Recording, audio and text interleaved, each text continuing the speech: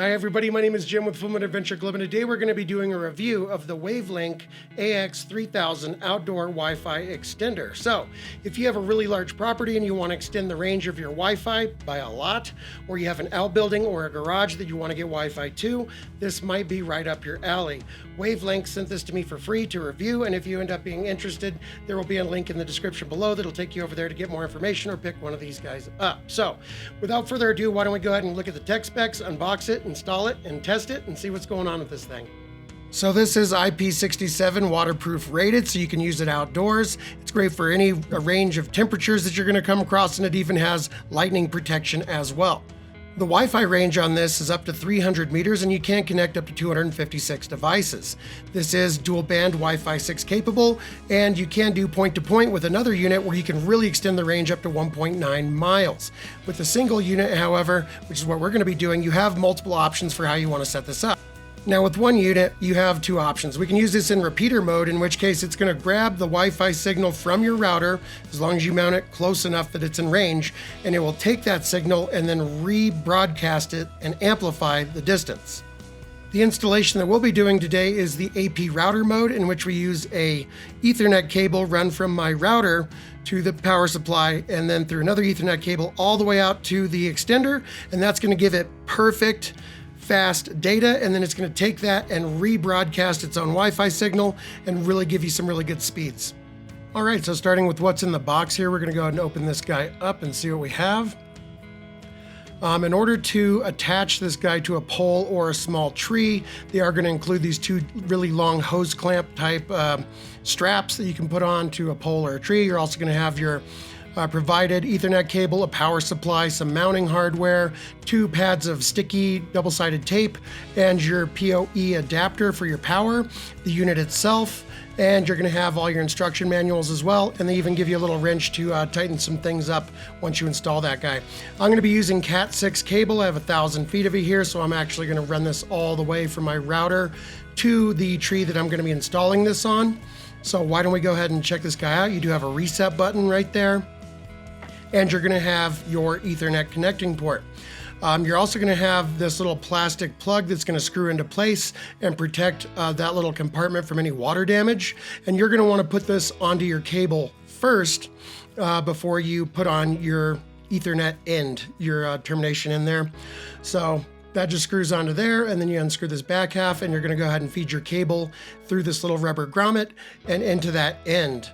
If you're using this with a pre-made Ethernet cable, you're going to have to take that rubber grommet out because it's only going to fit on there before you put the end terminal on. So in order to do your own Ethernet cable and to put your own Ethernet terminating end on your connector, you're going to need a little splice kit like this and some little ends so you can kind of splice those into place and make your own cables. They're very, very handy. It takes a while and it's kind of a pain, but they're very useful. So what I'm going to do now is just go ahead and wire this up. Now, I won't go into crazy detail about how to put one of these ends on, but basically you're going to remove the outer jacket of the Cat 6 cable and then straighten out all of these little tiny wires, and you're going to want to get them nice and straight, and then you're going to line them up so that they match the little color-coded index that's on the stripper, and then once you push them through the plug, you're going to crimp it, it'll cut off the access wire, and there you have your little terminal end, and you're good to go. Now we're going to take this little template for mounting the unit itself that came with it, and we're going to put a little screw into each one of those holes. Once we have that done, tear that off, slide the unit onto the screws and down. Now it's nice and secure, and we can plug this in. We have our nice little terminal in there. We're going to plug in the Ethernet, then we're going to slide up that plug that we put on before we did that end, screw that into place, and once you bring up this secondary bottom and screw it in, it's going to tighten that rubber grommet, protect it from water, and tighten up the cord so it's nice and secure. You're also going to want to make a little drip edge here so that if water drips down the cable, it's going to drip off the bottom and not run into the device. And now we're just going to attach all the wiring going around my house and to my router. Now I already have this little box for an entry point going into my house right by the router.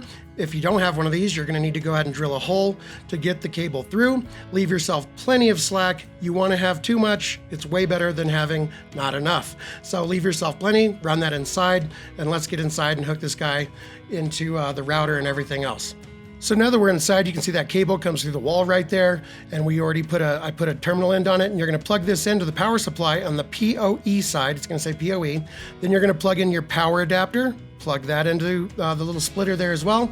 And then we're gonna take the white provided Ethernet cable, plug that in, turn on the power, and plug this directly into our laptop for setup. Once you plug it into your laptop, this page should automatically come up.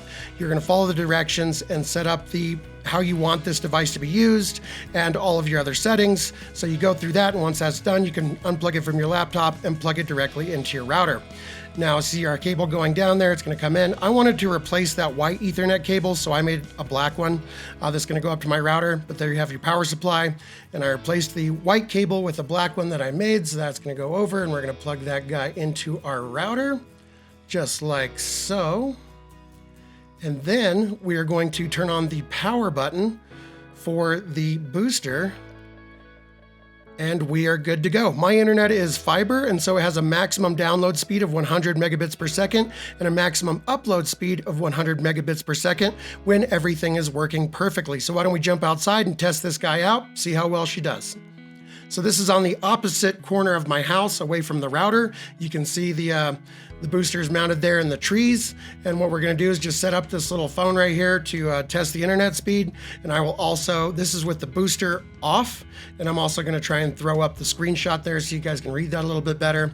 But at this distance, with the booster off, we're gonna get 32.4 download speed and 6.38 upload. So now I'm gonna turn on the booster and leave the phone in the exact same spot. And so we're gonna come out here and try that speed again. And we are going to get, boom, right at 100 megabits per second download and 96.3 upload. So that's almost full speed right there. And now what we're gonna do is move up a little bit past the RV, and we're gonna run the test again. So this is with the booster off. And so again, we're gonna just go ahead and run that test and see what we get out of this guy. And as that comes up, we are gonna get 15.1 download, and for upload, that's gonna be 3.11. So this is kind of the upper range of how far my router inside the house is actually gonna make it.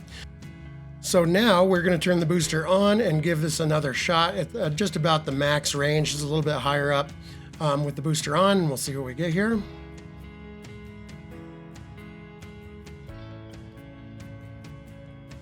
And it is just at full speed. So we got 107 download and 94.9 upload, which is very impressive, and that's gonna be great. Now we're gonna move in front of the house, and this is about 133 feet from my front door. So, around 140 feet from the booster that's, up there in the left by the water tank.